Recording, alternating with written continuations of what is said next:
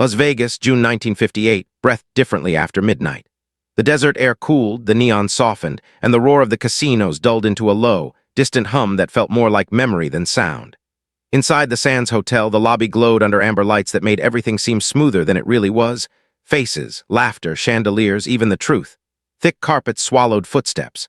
The piano at the far bar murmured slow jazz, notes floating like smoke through the air. It was the kind of place built to make people forget who they were, what they'd seen, what they'd done.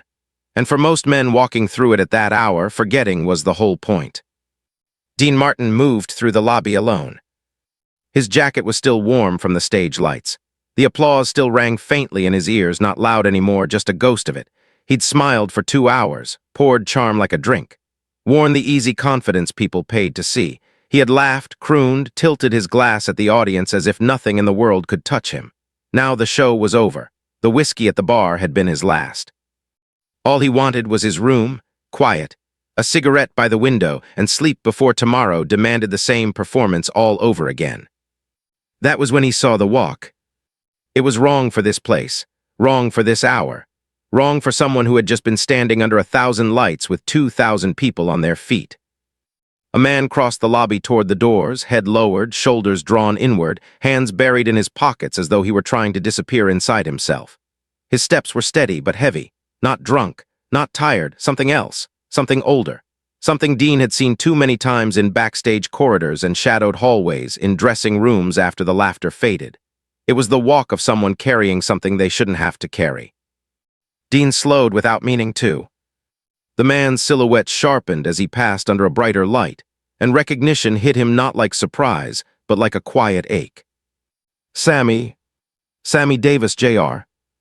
Half an hour earlier, that same man had been spinning under spotlights, shoes flashing, voice lifting the room, timing every joke to perfection, drawing laughter the way a conductor draws music. He had been electricity. He had been joy. He had been impossible to ignore. And now he looked like someone trying very hard not to be seen at all. Dean stopped. For a moment he just watched, a strange stillness settling in his chest. Something didn't fit. Something felt off, like a beautiful song suddenly losing its key. "Sammy," he called. The man near the door hesitated, then turned. The smile came first, practiced, automatic, arriving before his eyes. The smile of a performer who had learned long ago that the world felt more comfortable when he wore it. But when his eyes met Dean's, the smile faltered. Not much, just enough. "Hey, Dean," Sammy said.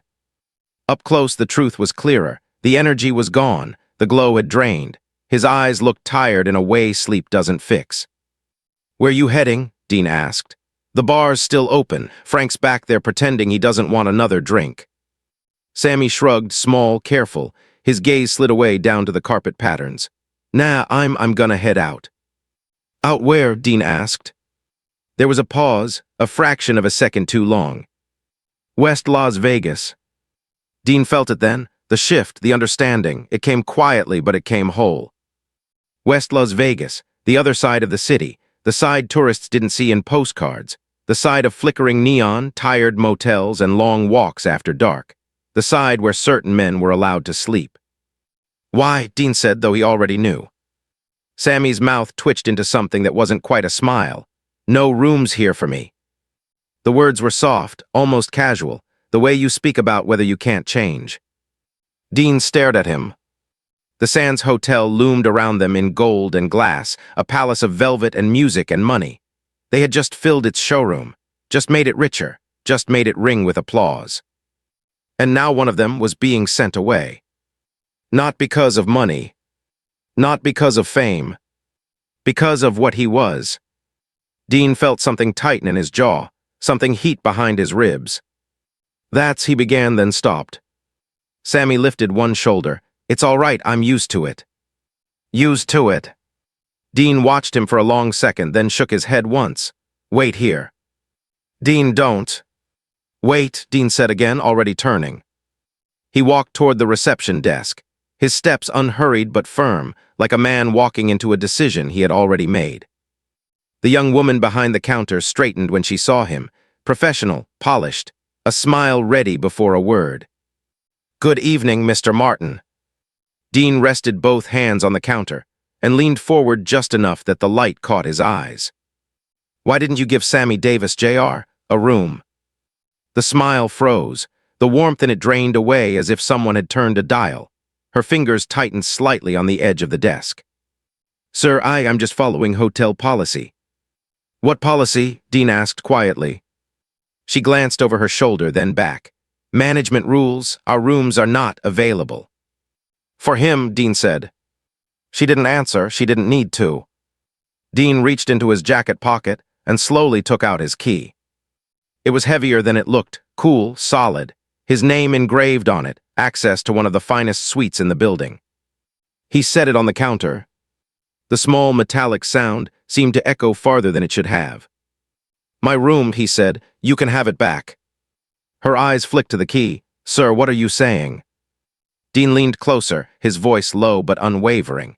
If Sammy doesn't get a room here, neither do I. The lobby seemed to hold its breath.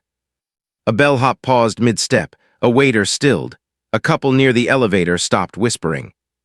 The woman's hand trembled as she reached for the phone. Minutes stretched, then footsteps hurried across marble. The manager appeared, suit immaculate, face already damp. Mr. Martin, he said quickly, let's talk about this. Dean straightened. There's nothing to talk about. Either you give Sammy Davis Jr. a room or I don't walk back on that stage. The words landed quietly and changed everything. The manager swallowed. He knew what those words meant. Tickets sold, press waiting, contracts written. A machine that made money only if certain men kept smiling under lights. He followed Dean's gaze across the lobby to where Sammy still stood near the doors, trying not to look like he was listening. A long moment passed. We'll make arrangements, the manager said. For tonight, Dean replied. And every time, he continued, his voice steady as stone. Not just him, anyone. The manager looked at him, really looked, as if seeing him for the first time. History often doesn't announce itself. It doesn't thunder. It doesn't bring music.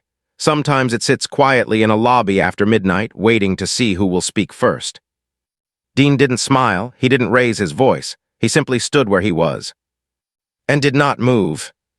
The Sands Hotel lobby had not been built for standoffs. It was built for forgetting, for dissolving discomfort into velvet and sound and soft lighting. It was built so that men with money never had to feel the world pressed too closely against them. But that night it failed.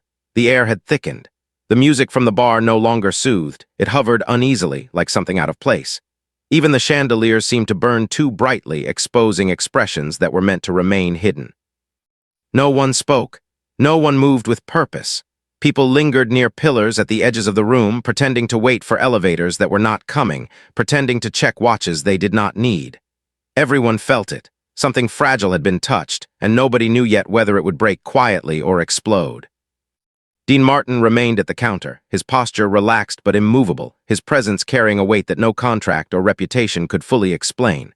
He did not threaten. He did not shout. He simply occupied space with the certainty of a man who had already crossed a line inside himself. Across the lobby, Sammy stood near the doors, hands still in his pockets, his shoulders drawn slightly forward, as though bracing against a wind only he could feel. He had seen confrontations before. He had lived through them. Most ended with lowered eyes, forced laughter, a quiet walk away. This one felt different, and that difference frightened him more than the usual outcome ever had. Because this time, someone else was standing in the fire with him, and if it went wrong, it would not be only his loss. The manager, Harrison, wiped his brow with the back of his hand and forced a breath that did not steady him. He had worked hotels his entire life. He understood numbers, reputation, public image, the delicate choreography of pleasing people with power. He had never been trained to deal with men who were willing to step outside that dance entirely. Mr. Martin, he said again, softening his voice, please understand the position you're putting us in. The policies of this establishment weren't made lightly. They reflect agreements, ownership concerns, expectations of our clientele. Changing them isn't as simple as making a personal exception. Dean's eyes stayed on him, unreadable, not angry, not pleading. Then it won't be an exception, he said. It will be a change.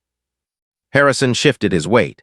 He glanced toward the receptionists, toward the still figures scattered across the lobby, toward the doors where Sammy stood half in shadow. If we give him a room tonight, he said carefully, we invite consequences, we risk complaints, we risk losing guests, we risk attention we do not want. Dean tilted his head slightly. "You're already risking something," he said.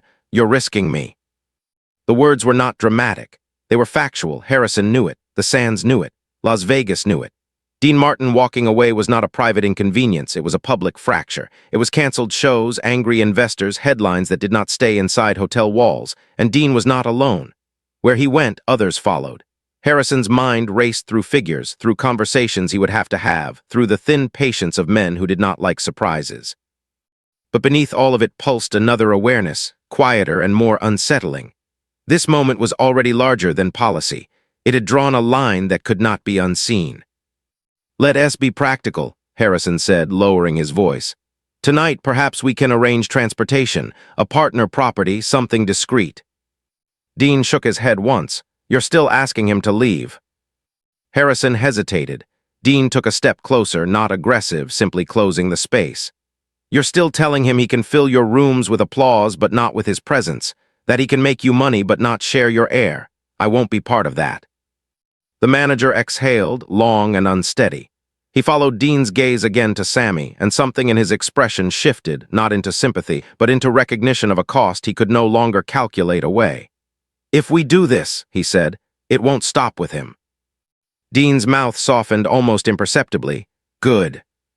The word hung there, heavier than any argument. Harrison closed his eyes briefly. He imagined phone calls that would not go well, meetings that would not be polite, owners who would not thank him. But he also imagined the opposite, a marquee without Dean's name, a stage without the men who filled it, a palace without its music. And he understood with a clarity that made his stomach drop that he was no longer choosing between convenience and inconvenience. He was choosing between preserving an old order and surviving the beginning of its end. "Give me a moment," he said. He turned and walked quickly toward the office doors, his pace betraying the strain he was trying to hide. The lobby did not relax when he left. If anything, the tension sharpened. Dean remained where he was. Sammy remained by the doors. The space between them felt vast and intimate at once, charged with things neither of them was saying. Sammy took a few tentative steps forward, then stopped. "Dean," he said quietly, not wanting to draw attention, "you don't have to do this. I can go. I always go." Dean finally looked at him fully then, really looked, and what Sammy saw there made him falter. There was no performance in Dean's face now, no public charm, just something settled and resolute. "You shouldn't have to," Dean said. Sammy's throat tightened. He gave a small, humorless breath. "That's not how this town works." Dean's eyes did not leave his. "Then the town can learn." They stood like that for a moment, two men who had shared stages and jokes and applause, now sharing something quieter and heavier. Around them, people pretended not to watch. Some looked anyway. Minutes passed, they stretched. The piano player faltered and then resumed, unsure whether silence would make things worse. A bellhop shifted from one foot to the other, caught between curiosity and fear. History, when it arrives, rarely announces its schedule. It waits until patience begins to wear thin. The office doors opened. Harrison emerged slowly, as though the hallway behind him had aged him in the space of a few steps. His shoulders were set now, his expression altered. The sweat was still there, but so was something else. Resolve, or perhaps surrender. He crossed the lobby, every eye unconsciously tracking him, and stopped before Dean. "I've spoken with ownership," he said. Dean did not respond. He did not need to. "We will provide Mr. Davis with a room tonight," Harrison continued, "here at the Sands." A ripple moved through the lobby, subtle but unmistakable. Dean's gaze stayed on the manager. "And after tonight." Harrison drew a breath. "Our policy," he said, choosing each word, "will change, effective immediately. Guests will not be refused accommodations on the basis of race." The sentence felt almost unreal in the air, as though the lobby itself were testing its weight. Dean studied him. "Not quietly," he said. "Not inside corridors, not when it's convenient, always." Harrison nodded once, "Always."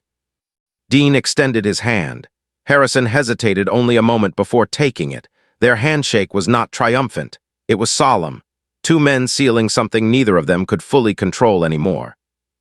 Dean turned then, finally, and crossed the lobby toward Sammy. Each step seemed to loosen something in the room. Conversations did not resume, but breathing did. Sammy straightened as Dean approached, his eyes searching, uncertain. "They have a room for you," Dean said. "Here." Sammy stared at him, the words not quite finding their place. "Here." "Here," Dean repeated. For a second, Sammy did not move. The lobby, the lights, the people, the long years of exits he had learned to make, they all seemed to hold him where he stood. Then something in his chest gave way. It was not a dramatic release. It was quieter. His shoulders eased. His hands slipped from his pockets. He let out a breath he did not realize he had been holding. "Dean," he said, and there was too much in the word for anything else to follow it. Dean placed a hand on his shoulder, briefly, firmly, the way men who are not good at speeches say what they mean. "Come on," he said. "Let's get you a key." They walked back across the lobby together. It did not look like a parade. It did not look like a protest. It looked like two men returning from a long show. But something had shifted in the space they passed through. The receptionist's hands shook as she reached for the register. She produced a key, new and gleaming, and placed it carefully on the counter as though it might shatter. Sammy took it. The metal rested in his palm, small and unremarkable, and yet he felt the strange, overwhelming urge to close his fingers around it, to make sure it was real. Harrison cleared his throat. "An attendant will escort you to your suite, Mr. Davis." Sammy nodded, still looking at the key. Dean watched him, a faint, almost invisible smile touching the corner of his mouth. The night was far from over. He knew that. The consequences would come. The calls, the anger, the headlines. But for this moment in this lobby, a man who had just filled the sands with music was not being sent away from it. And that was enough to stand in. As they moved toward the elevators, Dean felt the peculiar, quiet certainty that something had been set in motion that would not stop with this building, or this city, or this night. Systems rarely collapse all at once. They begin to fail at their edges, where someone finally decides not to step aside anymore. The elevator doors slid closed behind them. And Las Vegas, without knowing it, had begun to change. Morning in Las Vegas had a way of pretending nothing mattered. The sun rose over the desert as if it had not seen what the night had done. Neon signs dimmed. Card tables emptied. Streets that had roared hours earlier fell into a tired hush broken only by delivery trucks and the distant whine of sweeping machines. The Sands Hotel gleamed in that pale early light, polished and perfect, its windows reflecting a sky that gave no hint of what had shifted inside its walls. To the casual eye, it was just another morning after another sold-out show. But beneath the surface, something unsettled had begun to move, like a fault line that had finally felt pressure. By mid-morning, whispers were already traveling. They moved the way rumors always do in cities built on entertainment and money, sliding from service entrances to staff cafeterias, from dressing rooms to management offices, from one cigarette break to another. People spoke in lowered voices about the lobby after midnight, about raised phones and pale faces, about a manager who had shut himself in his office long before sunrise. Someone said policy had changed. Someone else said a star had threatened to walk. Another swore they'd seen a man hold a hotel hostage with nothing but a room key. No one had the full story, but everyone felt its weight. The Sands was not just another hotel. It was a symbol, and symbols did not change quietly. By noon, the first calls had begun. They came from men who did not introduce themselves because they were accustomed to being known. They came from owners who spoke in calm tones that carried consequences. They came from partners who asked questions that were not really questions at all. Harrison sat behind his desk, jacket folded over the back of his chair, tie loosened, listening to voices that grew sharper with every hour. He explained. He justified. He emphasized the word necessary until it began to sound hollow even to him. Some conversations ended abruptly. Others lingered, heavy with promises of further discussion. By the time the last receiver was returned to its cradle, Harrison's hands were shaking again, not with uncertainty, but with the dawning realization that he had stepped into something far larger than a single guest or a single night. In the suites upstairs, the city felt very far away. Sammy had not slept much. He had stood by the window for a long time after the elevator ride, looking down at the strip as though he were seeing it for the first time. The lights still dazzled. The streets still shimmered. But something about them had softened. He had pressed the key into the lock again and again, opening and closing the door as if to reassure himself that it did not vanish when he turned his back. The room was beautiful. That had almost hurt. Thick curtains, crisp sheets, a silence that felt earned. He sat on the edge of the bed in his stage clothes, shoes still on, and laughed once under his breath, not out of humor but out of disbelief. He had filled rooms like this with sound for years. He had never been allowed to rest in one. Dean had left him there with nothing more than a nod and a quiet, "Get some sleep." He had not waited for gratitude. He had not lingered for reaction. That was his way. But as Dean crossed the parking lot toward his car, the early morning light slanting across the pavement, the weight of what had happened finally settled fully onto his shoulders. It was one thing to make a decision in the heat of a moment.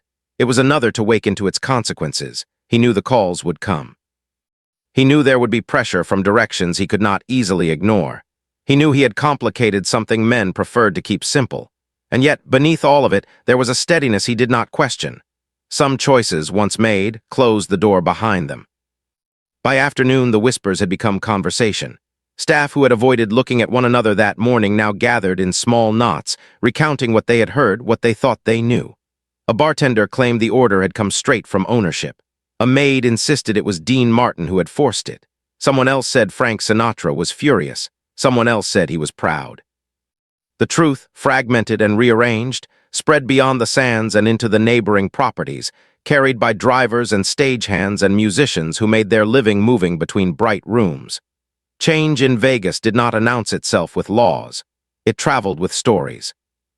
That evening, when the showroom doors opened again, the atmosphere felt altered. The audience still buzzed, drinks still clinked. The curtain still rose, but backstage, conversations were quieter. Eyes followed Sammy in a way they had not before, not with curiosity, but with something closer to acknowledgement. He warmed up as he always had, stretching his hands, humming scales, but there was a looseness in him that had not been there the night before. He was not lighter exactly. The years did not lift that easily, but he felt, for the first time in a long time, less alone in the room. Dean watched him from across the wings, leaning against a prop case, cigarette unlit between his fingers. He said nothing. He simply nodded once when Sammy caught his eye. It was enough. They went on, the music surged, the laughter returned. The audience rose to its feet as though nothing had changed at all, and yet behind the footlights something had. After the show, the calls began to reach Dean. They came through his manager first, then through friends, then directly. Some voices were careful, congratulatory even, cloaked in admiration that did not cost much. Others were sharp, reminding him of contracts and expectations and the delicate ecosystem of entertainment. He listened. He did not argue. He did not defend himself. He simply repeated, when necessary, that he would not be returning to any stage that required one of his own to leave by a side door. Some calls ended in silence. Some ended in frustration. One or two ended in something like respect. What surprised him was how quickly the story took on a life of its own. Within days, musicians from other shows approached him in corridors and parking lots, offering quiet thanks, brief nods, the kind of recognition that does not want witnesses. A trumpet player at a rival casino shook his hand and said nothing else. A young singer sent a note that said only, "My father worked kitchens his whole life. He cried when he heard." Dean folded it and placed it in his wallet without comment. Not all responses were kind. There were letters that spoke of tradition. There were warnings dressed as advice. There were murmurs about alienating audiences who preferred not to be reminded of the world beyond the showroom. Dean read what reached him. Then he set it aside. He had not acted to be agreed with. The shift at the Sands did not stay contained. Policies once changed invited comparison. Guests asked questions. Performers made requests. Managers at neighboring hotels called Harrison not to congratulate him, but to measure the ground he was now standing on. Some were curious. Some were anxious. Some were calculating whether what had happened there could be allowed to happen to them without tearing their operations apart. They spoke in the language of business, but beneath it lay something more primal, the fear of being first and the fear of being left behind. Sammy felt the change in subtler ways. It was in the way clerks met his eyes at desks, in the way waiters did not look past him, in the way doors were held instead of guarded. None of it erased what had been, but each small gesture placed a hand against it. He moved through the Sands now not as a visitor to a stage, but as a guest of the building. The difference was not visible on a marquee. It lived in the quiet moments where dignity either is or is not. One night several weeks later, he and Dean sat together in a back lounge after a show, the room mostly empty, the city's pulse muffled beyond the walls. They spoke of nothing remarkable. Music, old gigs, a joke Frank had told that still made Dean shake his head. Eventually, Sammy fell quiet, staring into his glass. "You know," he said at last, "my whole life I thought this was just how it was supposed to be, that you take what they give you and you don't touch the rest. I didn't know you could move it." Dean studied him for a moment. "Most things don't move," he said, "until someone leans." Sammy smiled faintly. He lifted his glass in a small, private toast. "I'm glad you leaned." They sat like that a while longer. two men in a room that would not have existed for them both not long before, sharing the ordinary comfort of not having to leave. Outside, Las Vegas continued to be Las Vegas. Deals were made, music played, fortunes shifted hands under green felt, but beneath the spectacle, conversations were changing. Decisions were being weighed differently. The first stone had fallen, others unseen were beginning to tilt. And none of it could be put back. Time does not move the way stories do. It does not hurry to their conclusions. It drifts. It gathers. It layers moments on top of one another until beginnings blur and endings soften. Years passed after that night at the Sands, years in which Las Vegas continued to reinvent itself, growing brighter, louder, more crowded, until it barely resembled the city that had once dimmed its lights so men could be sent away quietly. New hotels rose. Old names faded. Policies that had once required confrontation slowly became things people claimed had always been there. That is how change often survives, by being absorbed until it looks like memory instead of struggle. By the early 1960s, the Strip no longer spoke openly of sides. Performers of every color headlined rooms that once would not have served them a drink. Tourists walked lobbies without knowing that only a few years earlier, those same spaces had been guarded by invisible lines. And in the midst of that transformation, the Rat Pack continued to sing, joke, and tour, carrying with them a reputation that was no longer only about cool and charisma, but about loyalty that did not bend when it was tested in private. Dean Martin never spoke publicly about what had happened. He never corrected articles that hinted at it. He never included it in interviews that sought to frame him as a quiet hero of integration. When the subject came up, he deflected with humor or silence. He did not distrust recognition. He simply did not believe that the rightness of something depended on its visibility. Those who knew him well understood that he was more comfortable lifting a glass than lifting a banner, more comfortable solving something than narrating it. He had not acted to be remembered. He had acted because, in that moment, he could not imagine doing anything else. Sammy, on the other hand, carried the night with him in ways that were quieter but constant. It lived in the way he spoke about friendship, in the way he insisted on certain conditions in contracts without spectacle or apology, in the way he sought out young performers who reminded him of himself and made sure they never stood alone at a desk or a door. He did not retell the story often. When he did, it was never polished. It was always simple. A lobby, a key, a friend who did not move. Nearly 2 decades later, under the sterile lights of a public television studio far from the desert, the memory returned to him with a force he had not expected. He sat in a straight-backed chair, older now, his hair silvered, his face mapped by time and laughter and strain. The interviewer asked a harmless question about Vegas, about the early days, about what had mattered most. Sammy smiled reflexively, then paused. The room grew still as he searched for words he had not planned to use. When he spoke of that night, his voice changed. It slowed. It thinned. The studio, accustomed to stories of fame and rhythm and glamour, seemed to shrink around him as he described the walk, the desk, the way the lobby had felt like a place that did not belong to him. He did not dramatize it. He did not accuse. He simply told the truth of how small a man can feel even when he has just been made to seem enormous. "And Dean," he said, and the name alone bent his voice. He described the way Dean had stepped forward, the way he had laid down his key, the way he had not asked permission to care. He closed his eyes once briefly, as if the memory were bright. "He told me I was his brother," Sammy said, "and brothers don't walk past each other." The room did not move when he finished. Cameras were forgotten. Technicians stared at their hands. The interviewer nodded, unable to speak for a moment. It was not a dramatic broadcast. It was not promoted. But it was real, and reality has a way of traveling. When Sammy passed years later, the industry mourned him as it mourns its own, with music and tributes and carefully chosen words. At his service, in a hall filled with people who had known stages all their lives, one voice cut through the formality. His daughter stood at the podium, her hands steady, her eyes searching the crowd until they found Dean. She spoke of her father's humor, of his drive, of the pain he had learned to hide in laughter. Then she spoke of that night, not as legend, as inheritance. "My father told me that story when I was young," she said.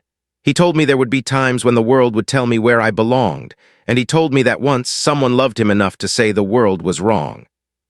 She looked at Dean then, and the years between them seemed to fall away. "You didn't just change a policy," she said.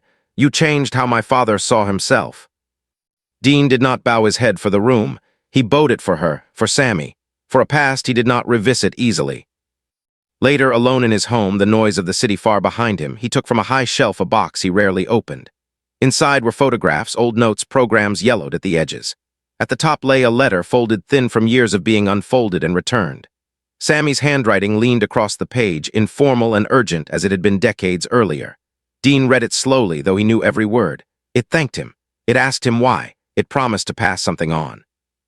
He sat with it long after the house had gone quiet, not thinking of headlines or hotels or history, but of a lobby that had smelled faintly of smoke and carpet cleaner, of a friend who had tried to smile when he did not feel like smiling, of a piece of metal placed on a desk, because sometimes that is all courage looks like. We remember change through laws and speeches and anniversaries, but change is born elsewhere. It is born in moments that do not expect witnesses, in decisions that do not wait for permission, in the refusal to continue something simply because it has always been done. Las Vegas is a different city now. Its lights are brighter. Its doors are open. Millions pass through spaces that once turned people away, unaware that those thresholds were ever guarded. They do not know the names of the men who stood in lobbies or the quiet negotiations that made their ease possible. They are not meant to. The truest victories leave no monuments. What remains, when the lights go out and the music fades, are the choices that did not need applause. One night a long time ago, a man saw his friend walking with his head down and decided that the walk was wrong. He did not write a speech. He did not call a press conference. He set down a key and meant it. And because he did, a door stayed open. Not only for one man, but for all the ones who would come after.